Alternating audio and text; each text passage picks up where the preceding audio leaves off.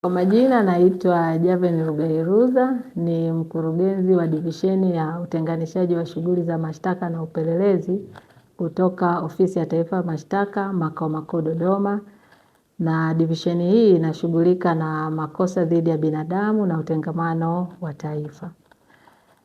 Tukiwa tunaelekea siku ya wanawake duniani ambayo inaadhimishwa tarehe 8 Machi kila mwaka, na tukiwa tunaangazia katika nafasi ya mwanamke katika kuzuia uhalifu katika jamii.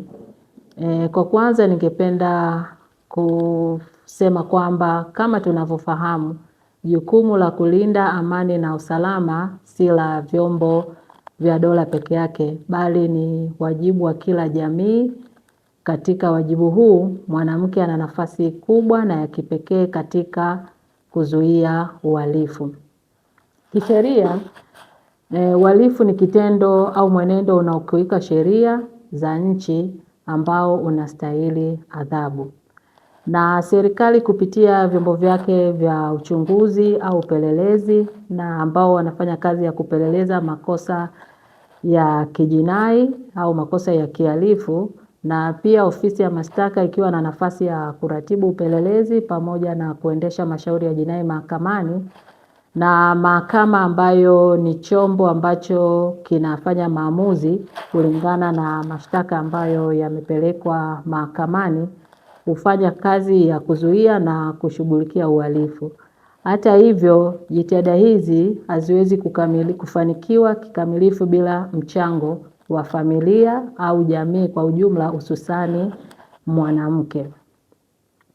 Sasa na mwanamke kama mwanamke ana nafasi kubwa katika jamii ya kuweza kuzuia uhalifu, na nafasi ya kwanza kabisa ya mwanamke katika kuzuia uhalifu inaanzia kwanza kwenye malezi bora katika familia.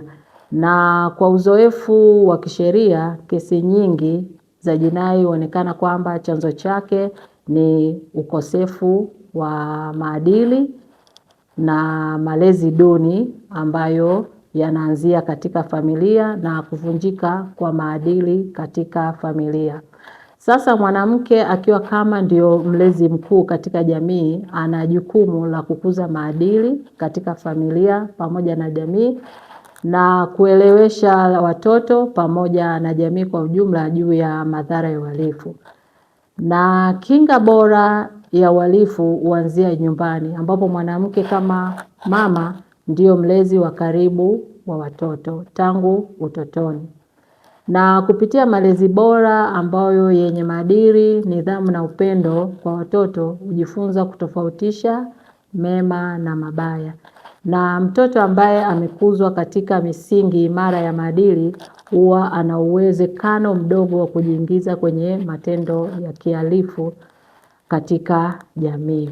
Kwa hiyo kama mama atafanya jukumu lake la kuwalea watoto katika nidhamu na maadili yaliyo mazuri, yeye anaweza kusaidia na kuchangia kwa kiasi kubwa kuweza kupunguza au kuzuia uhalifu katika jamii.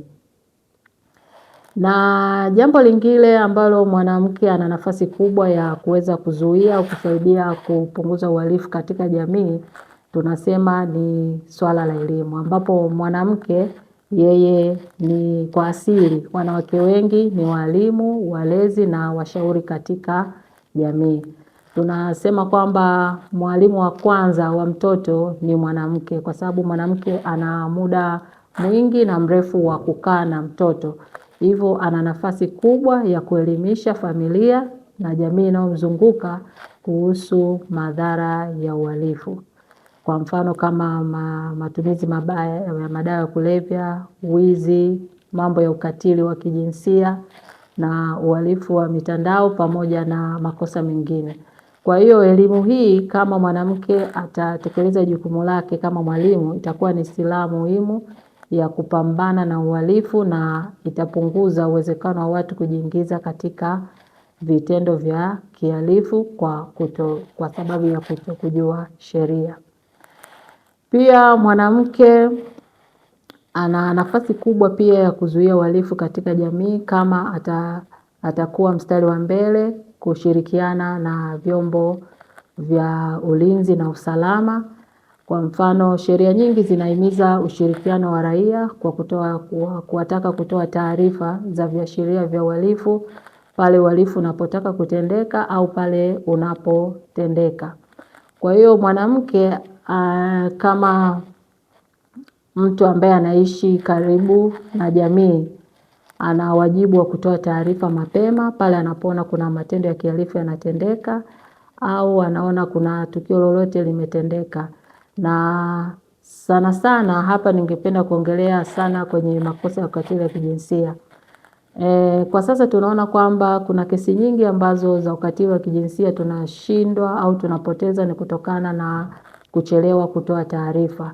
Kuna matukio mengi ya ukatili wa kijinsia yanatokea, lakini unakuta wanawake wengi ambao ndio wanatendea hayo matukio wamekuwa hawatoi taarifa au wanatoa taarifa kwa kuogopa.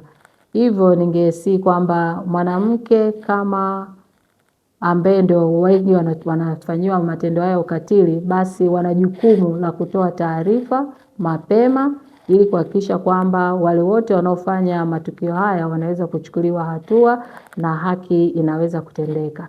Kwa sababu kama mwanamke ambaye ndo anafanya hicho kitendo asipofanya hivyo, basi kuna hatari kubwa ya matukio haya kuendelea kutendeka na mwisho watu wataona kwamba ni kitu cha kawaida na mwisho mwanamke ndo yeye ndo ataendelea kuathirika zaidi kwenye matukio haya.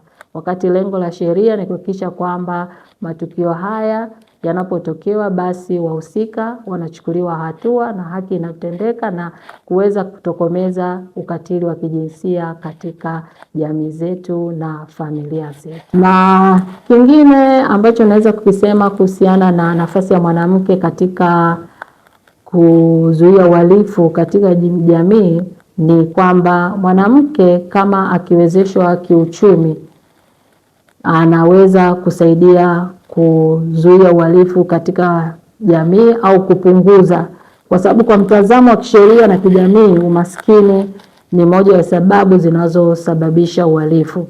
Kwa hiyo mwanamke anapowezeshwa kiuchumi anaweza kupunguza utegemezi au kuzuia watoto kuingia katika uhalifu wa kujitafutia kipato na kuimarisha udhibiti wa familia. Jambo lingine ni kwamba wanawake wanapokuwa viongozi katika jamii wanaweza kusimamia maadili, kupinga mila na desturi kandamizi na kusukuma sera zinazolenga kulinda watoto na vijana. Hivyo ni vema wanawake wapewe nafasi katika uongozi na kuweza kuongeza uwajibikaji wa uwazi katika jamii.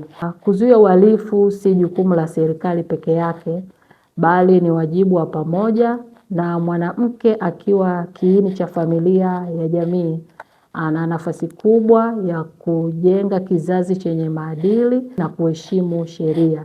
Kwa hiyo jamii salama hujengwa na misingi ya maadili, malezi bora na ushirikiano. Kwamba vitendo vingi vya kihalifu vimekuwa vikifanywa na wanaume, lakini kwa miaka ya karibuni imeonekana kwamba wanawake pia wanahusika au wanashiriki kwenye vitendo vya kihalifu na hasa kwenye ukatili wa kijinsia ambao ndio unatendeka kwa asilimia kubwa katika jamii.